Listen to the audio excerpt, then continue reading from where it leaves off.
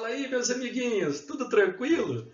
Bom, hoje é um assunto muito legal, vamos começar o estudo da energia. Primeiro, os conceitos relativos a trabalho. Eu fiz aqui um resuminho teórico para você aprender. Numa outra oportunidade, a gente faz só exercício, tá joia? Então vamos lá, bons estudos para nós.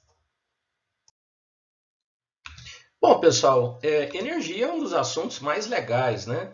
É difícil conceituar energia. E o processo histórico também foi muito interessante. Então, você vê o Leibniz, né, que é um grande matemático, um cientista, olha o que ele percebeu. Ele imaginou que tinha uma quantidade, que era chamada na época de vis-viva, que hoje nós entendemos como energia potencial gravitacional. Ou seja, o peso de um corpo pela sua altura era uma quantidade que era proporcional a mv quadrado. Ó. Quer dizer, o princípio aqui da energia cinética. Eles estavam percebendo que as quantidades se autorrelacionavam. Muito interessante, né? E a palavra energia mesmo apareceu pelo físico Thomas Young, né? Um médico físico inglês, em 1807. Olha só, tem pouco mais de 200 anos. Então, o que eles perceberam? Que energia, na verdade, era uma quantidade que poderia ser manifestada de várias maneiras. Uma maneira mais fácil da gente perceber é o movimento, mas você tem uma quantidade que é guardada, que hoje nós chamamos de energia potencial, que pode ser transformada em qualquer outro tipo de energia, principalmente movimento, que hoje nós chamamos de energia cinética. Mas é muito interessante o processo histórico. Aqui eu só estou citando duas pessoas, né, que colaboraram com o estudo da conservação de energia, e no próximo slide vocês vão ver um experimento muito cobrado, o experimento de Joule. Vamos lá. Olha o que Joule aprontou aqui. Ele imaginou um sistema com pás que, à medida que esses blocos vão cair, tá vendo que são dois pesos, né, um de cada lado, e ao deixar esses pesos caírem, ele faz essa roldaninha aqui girar, parece um carretel, e esse carretel, por sua vez, vai agitando uma certa massa de água. Então, bom, em palavras de hoje, um corpo que tem uma determinada altura tem uma energia potencial gravitacional. Ele percebeu que esse corpo, ao descer, perde a sua energia potencial. Como a velocidade aqui é praticamente constante, o ganho de energia cinética aqui é muito pequeno. Então ele percebeu que grande parte da energia potencial era transformada em calor, era transferida para a água. Bom, isso é muito cobrado, essa experiência, de várias maneiras, né? E aqui ele conseguiu o que nós chamamos de prova do equivalente mecânico. O que seria esse equivalente mecânico? Olha só. A força que puxa esse objeto para baixo, vezes um certo deslocamento, dá uma quantidade. Se essa quantidade for 4,18 unidades do sistema internacional, para cada 4,18 newton vezes metro desse produto, essa quantidade era exatamente necessária para aquecer 1 grama de água em 1 grau Celsius. Olha só, pessoal, nasceu então quem? A famosa caloria. Por isso que a gente usa que uma caloria é exatamente o quê? 4,18 joule, o newton vezes metro, né, que é a unidade aí de energia, ficou então sendo uma unidade de homenagem ao cientista Joule. Legal, né, pessoal? Pessoal, o que é energia? Bom, energia é um conceito muito difícil. Na verdade, a gente não vai preocupar em conceituar energia. Nós nos preocupamos mais com a forma de sua manifestação, movimento, calor, luz, som e etc. E, principalmente, com as suas transformações e conversões. É essa energia transformada e transferida que nós vamos, então, chamar de trabalho. Olha só essa imagem que bacana. Você tem aqui o calor, esse calor, né, vaporiza a água, a energia térmica aqui vai transformar em mecânica, movimentando esse cilindro. O movimento desse cilindro vai usar aqui para transformar a eletricidade no gerador. Então, olha as transformações de energia que ocorrem. Então, não vamos preocupar em conceituar a energia. Para mim, energia é o quê? Uma manifestação da natureza. E você aprende energia, entende energia pela sua manifestação. E agora o conceito importante que a gente vai usar. O que é trabalho? Essa quantidade de energia transformada ou transferida num sistema, nós chamamos de trabalho. Então, sempre que um professor de física perguntar para você, calcule o trabalho, determine o trabalho, o que ele quer saber? A energia que foi transformada ou transferida nesse processo. Tá joia? Então, o termo trabalho significa energia transformada ou transferida. De boa? Vamos ver então como que a gente calcula esses trabalhos. Para calcularmos o trabalho de uma força, tem duas maneiras. Se a força tem módulo constante, basta usar a fórmula Fd cosseno θ. Lembra da equação lá que Joule trabalhou a força vezes o deslocamento? Partiu de lá, ó. E a força vezes o deslocamento vezes o cosseno do ângulo, e cuidado com esse ângulo. Esse ângulo é o ângulo sempre entre a força e o deslocamento. Esse produto você vai calcular a energia transformada ou transferida nesse deslocamento. O trabalho, nós temos o hábito de representar pela letra grega tal, muitos representam com a letra W de work, fiquem à vontade. A unidade no sistema internacional, Newton vezes metro, né, do produto FD, que é o Joule, em homenagem ao cientista, né, representa por J maiúsculo. E a unidade caloria, que é a unidade usual, uma caloria, aproximadamente 4,2 joules, experimento lá, inclusive, do Joule. Por sua vez, se a força tem módulo variável, você não pode usar a equação. Se a força tiver módulo variável, vai ser apresentado um gráfico força pelo deslocamento. E você descobre o trabalho pelo processo gráfico da área. A área do gráfico, ó, da reta ou da curva até lá embaixo, vai fornecer numericamente o trabalho para você. Tranquilo? Então é o seguinte, força constante, Fd cosseno θ. Força variável, área de gráfico. Simples assim. Mas tem alguns trabalhos especiais que a gente vai estudar mais para frente, como, por exemplo, a força-peso. Algumas observações importantes, então, quanto ao sinal. O trabalho ele pode ser positivo, quando a força favorece o movimento, e pode ser negativo, quando a força desfavorece o movimento, chamado trabalho resistente. Ó, cuidado, quando o ângulo é 90 graus, força perpendicular ao deslocamento nunca realiza trabalho. Lembra da fórmula Fd cosseno de θ. Se o θ for 90, cosseno de 90 é zero. Então, a força que é perpendicular ao deslocamento, ela não participa das transformações de energia. Por exemplo, a força centrípeta, lembra? Sempre perpendicular à velocidade, nunca vai realizar trabalho. O papel da força centrípeta é mudar a direção da velocidade. Não vai fornecer ou retirar energia no objeto. Olha só esse exemplo que bacana. Olha o seu querido professor empurrando uma caixa. Olha as forças aplicadas na caixa. A força que o professor faz, o peso é normal e o atrito. Então, para você calcular os trabalhos, é só usar a fórmula separadamente.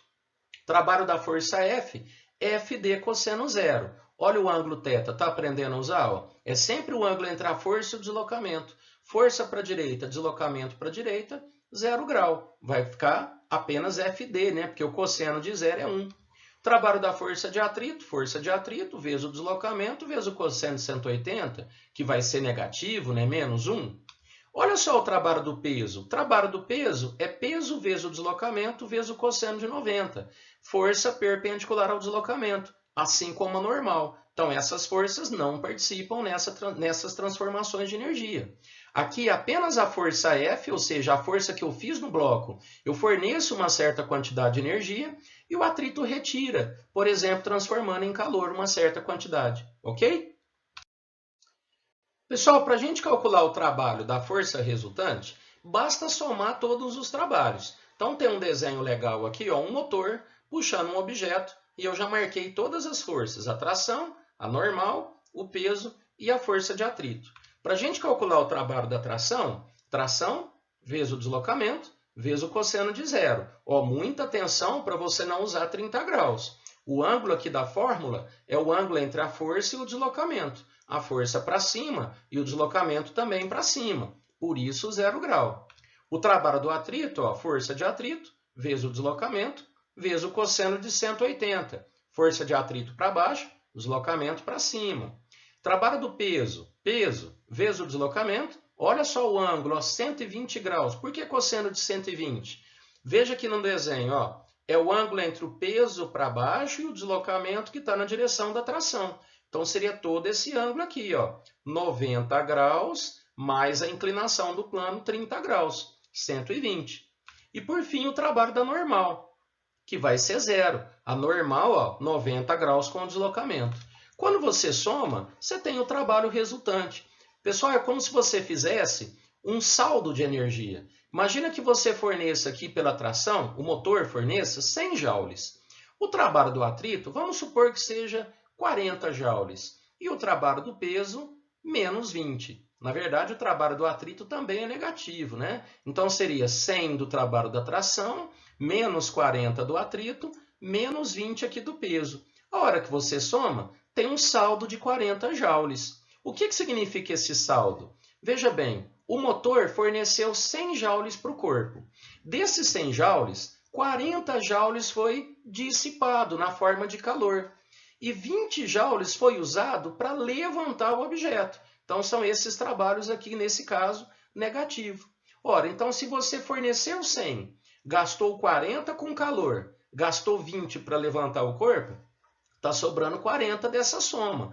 Esses 40 significa o que? O trabalho resultante, que vocês vão aprender na próxima tela ligado à energia cinética. Daí o teorema da energia cinética. Tranquilo?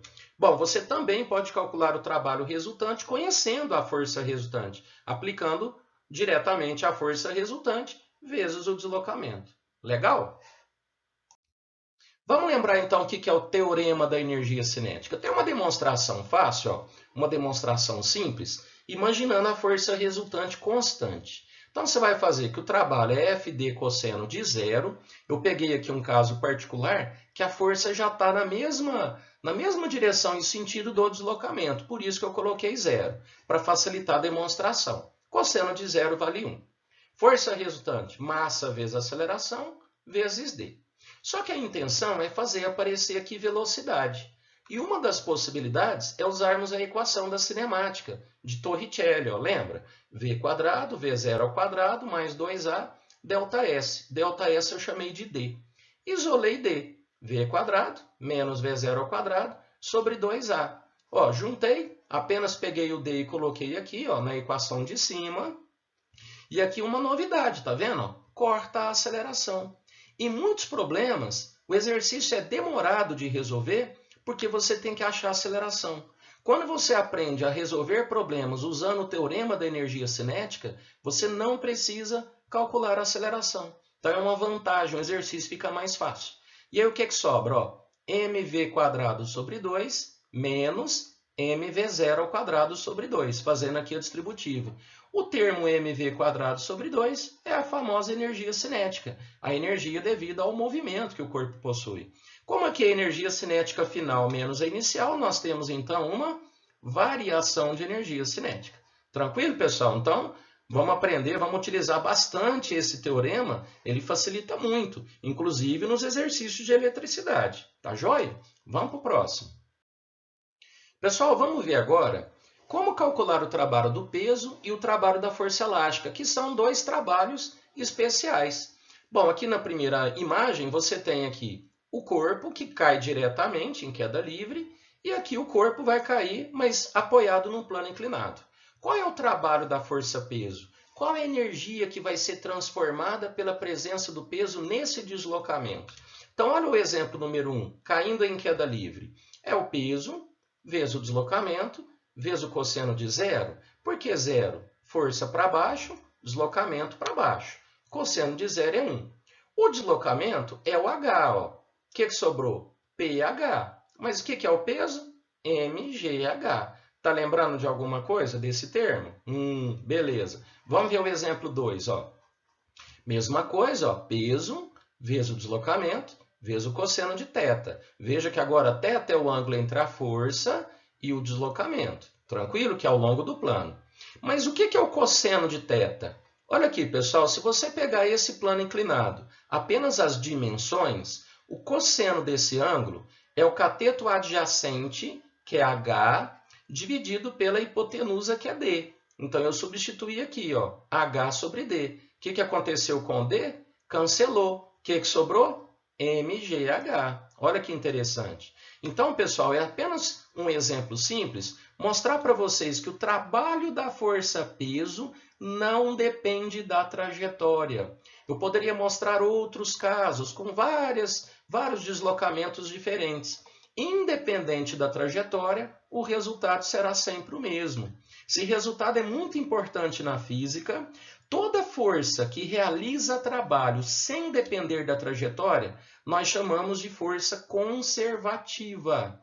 Lá na eletricidade, o professor já vai falar isso para vocês, ó. Quais são as forças conservativas mais famosas, mais importantes? O peso, como você viu aqui, a força elástica e a força elétrica.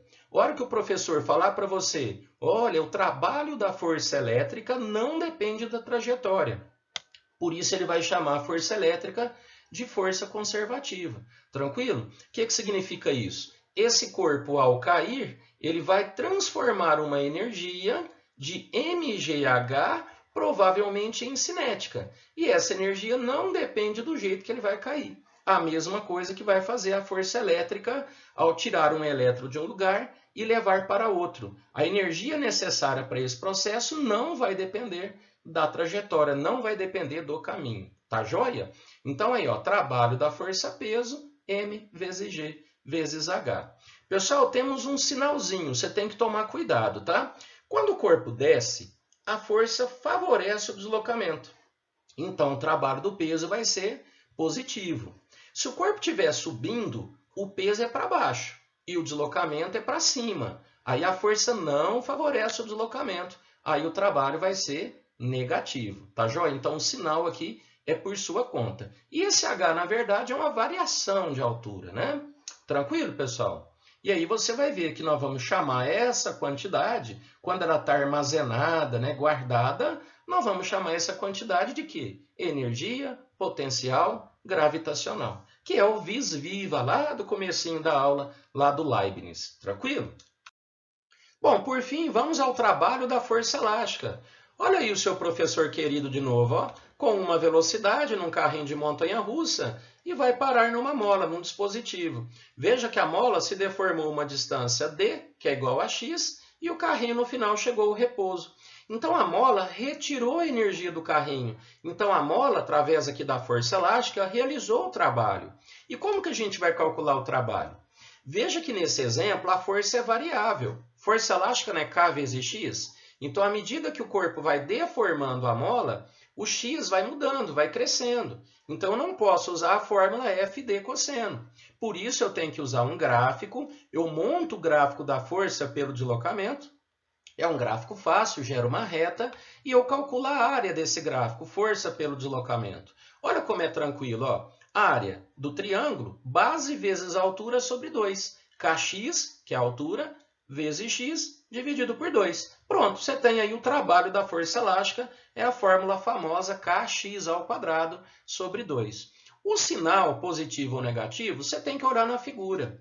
Se a força não favorece o movimento, lembra? O trabalho vai ser negativo, que é o caso. O movimento é para a esquerda, o deslocamento do carrinho para a esquerda, e a mola faz uma força no carrinho para a direita. Então, nesse exemplo, seria um trabalho negativo. Se fosse o contrário, né, a mola fornecendo energia para o carrinho, força para a direita, deslocamento para a direita, seria positivo. Então, sempre que perguntarem um trabalho de uma força, repare o sinal se é positivo ou negativo.